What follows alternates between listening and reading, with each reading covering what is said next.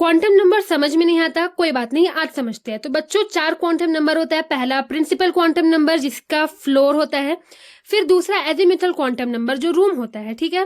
फिर जितने floor number होंगे उस फ्लोर में उतने ही रूम्स होंगे। और रूम का नंबर कहाँ से चालू होता है? 0 से, और वैसे ही चेयर का भी 0 से स्टार्ट होता है, ठीक है। और फिर कोई भी रूम जाएंगे तो वहां पर हमें चेयर देखने मिलेंगे, और हर चेयर में 2 डायरेक्शन होगा, एक पॉजिटिव हाफ, एक नेगेटिव हाफ। अब कोई एक इलेक्ट्रॉन है मान लो, तो वो आएगा तो वो कहाँ जाएगा? कौन से फ्लोर पे जाएगा? सबसे पहले फर्स्ट फ्लोर पे। तो वो फर्स्ट फ्लोर पे आया। फिर वो कौन से रूम पे जाएगा? सिर्फ एक ही रूम है 0 नंबर का, तो वो 0 रूम पे गया।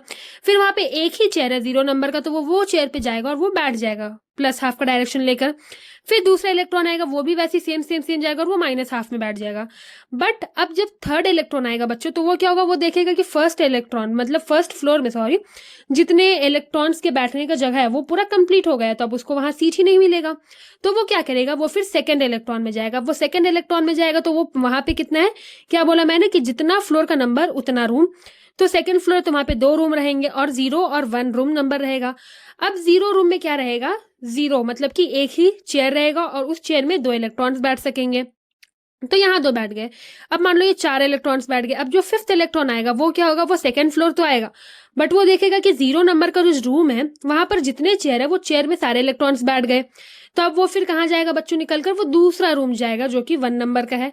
और 1 नंबर में जो भी नंबर है, तो वहां पर क्या होता है? नंबर का नेगेटिव से नंबर का पॉजिटिव तक चेयर्स रहता है। जैसे माइनस है तो -1 0 1, तो यहाँ पर 3 चेयर है। 2 में क्या होगा? -2 -1 0 1 और 2, तो 5 चेयर होगा, ठीक है। तो अब ये यहाँ आया 1 में, फिर वो -1 का चेयर में जाएगा, और फिर वो प्लस हाफ माइनस हाफ। फिर वैसे ही नेक्स्ट इलेक्ट्रॉन जाएगा वो 0 में जाएगा, फिर वो 1 में जाएगा। अब जब इतना सब इलेक्ट्रॉन्स हो गया, तो 10 इलेक्ट्रॉन्स, तो ये पूरा कंप्लीट हो जाएगा। फिर उसके बाद वो कौन आएगा? थर्ड शेल में आएगा। थर्ड शेल में फिर वो 0 में जाएगा, 0 फिल हुआ तो फिर वो फर्स्ट रूम में जाएगा। फिर वहां पे 3 ऑर्बिटल रहता है, ठीक है। तो यहाँ पर ये आ जाएगा सारा। तो अब ये जो ऑर्बिटल्स है बच्चों, ये जो 0 है, ये 0 को हम क्या नाम देते हैं? एस ऑर्बिटल, क्योंकि यहाँ पे सिर्फ एक ही ऑर्बिटल है, ठीक है, एक ही चेयर है। और ये जो 1 नंबर वाला है इसे हम कहते हैं पी ऑर्बिटल। क्यों? क्योंकि यहाँ पर 3 है।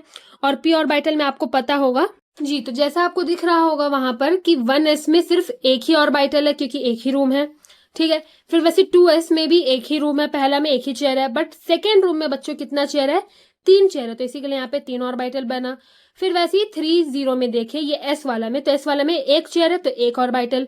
1 वाला पी, ठीक है, एस पी डी वैसे चलता है, रूम नंबर्स को बोला जाता है एस पी डी वैसे। तो फर्स्ट में कितना है बच्चों?